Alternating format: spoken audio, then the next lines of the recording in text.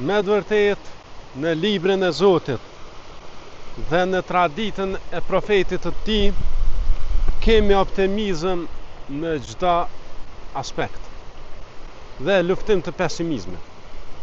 Ne shohim që shumë njerëz janë pesimista. Po shikoni njëra prej forma, sepse me studiu gjitha argumentet me kohë gjatë, njëra prej forma të optimizmit që e gjejmë në Sunet është që profeti alayhi salatu wasalam ka thënë nëse ndodh kiameti, e ndonjëri prej jush në dorën e tij e ka ndonjë fidan, le ta mbjell atë.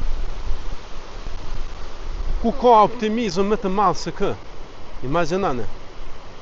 Po ndodh kiameti.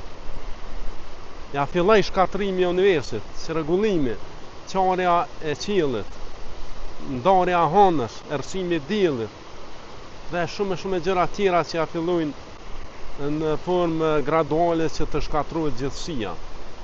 Dhe njerëzit merrohen. Profeti alayhi salatu wasallam na mëson se ki fidanin dorë mbjell atë. Edhe pse siç dihet askush nuk do ta gëzoj ato se po shkatrohet gjithçka. Me vërtet kjo ka shumë mësime prej kësaj. Njëra prej tyre është optimizmi. Po ki mendim të mirë gjithmonë. Ki një të mirë. Ki gjithmonë qëllim të mirë, mendo mirë, ushqeu me pozitivitet. Ushqeu mirë, siç ushqehet bleta me nektare. Dhe përfundimin leja Zotit. E jo t'ja është me kry punën që shdohet. A mbjell, a e gëzon, a i kush, kjo është ta kanë Zotit. Po edhe nëse nuk mbin ajo, Zotit do të shpërblej për njëtin, se vepra shpërblejnë sipas qëllimit.